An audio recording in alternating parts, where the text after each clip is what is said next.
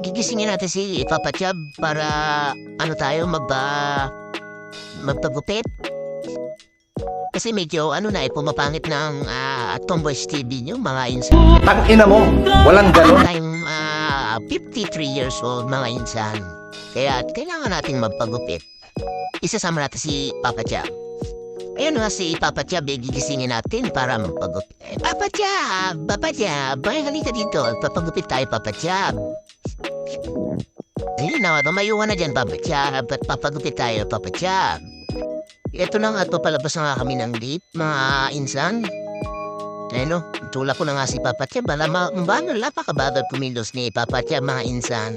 Ayun na, lalapad na nga kami ng patok namin papalabas ng balsada. Kasi ang pagupitan dito, mga idol, is medyo lalakarin pa ng konti. Konti lang naman, mga insan. Yung hindi naman tayo mapapagod, mga insan.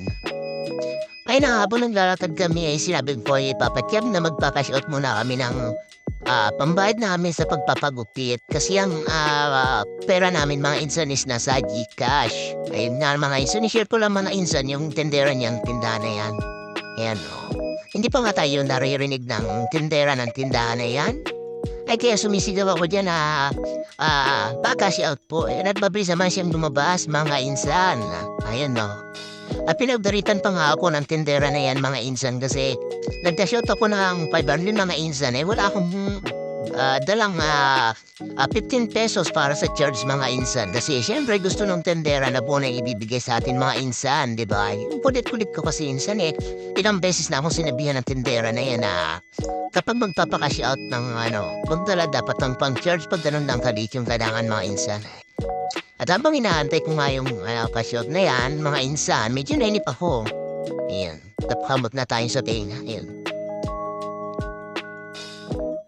Tama ko na nga yung pambayad natin sa pagpapagupit. Andito na nga tayo, mga insan, sa barber's shop. Ayan, no, yung barbero namin na napakatagal na yan. Parang mga 2019 share ko lang, nandiyan na ako sa barbero na to na nagpapagupit. Ayan na. Ni Ma'am Pogi, ni Kuya. Ni Kuyang barbero. Ayan. Magaling siyang gumupit, guys. Kung gusto niyong magpagupit, mga insan, pumunta lang kayo dito, mga insan, sa Bangbang ni Perez Road. Diyan, papunta tayong C6. Walang pangalan yung shop niya, mga insan. Dito mo lang siya makikita, may 40 gupit sa naka-signage 40 gupit dyan lang sa along C6. Papuntang C6, Rohale. Ayan, no? Mga insan, di ba? Mga insan, Pupogi kaya akong mga insan dyan sa gupit na gagawin. Kasi Faded Zero, mga insan, ang sinabi kong gupit. Sana naman na pumogi tayo, maging bagay man lang yung gupit na gagawin ni Kuyang Barbero. Ayan, no? Na nagiging makikita nyo naman dyan sa paggupit ni Kuya Barbero na napakagaling magupit. Ayan. Ayan, at nilagyan na nga ako ng spray. Inesprayan na nga ako ng tubig sa ulo. Ayan, para daw magising ako sa katotohanan. Mga insan na hindi na ako mahal ng taong mahal ko. Kaya medyo dinamihan niya ng tubig. Ayan, mga insan. Tapos na nga ang pagupit ni Kuya Barbero sa aking buhok. Diba? Ayan na. Si Papa Chab na nga. Ginupitan niya. Mga insan. Ayan, si Papa Chab ay pagdila pa napaka-pogi talaga ni Papa Chab kahit hindi pa ginugupitan. Makikita nyo ang kanyang kabataan. Diba, mga insan? Ayun na nga, at ginugupitan na si Papa Chab.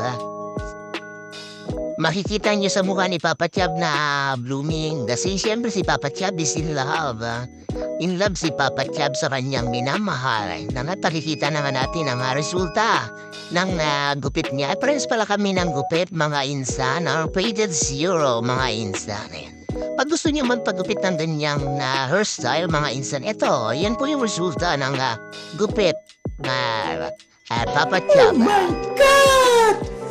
Wow! Diba napaka-pogi? Ang tawag sa gupit na yan, mga insan, is Faded Zero. Diba? Shoutout doon kay Kuya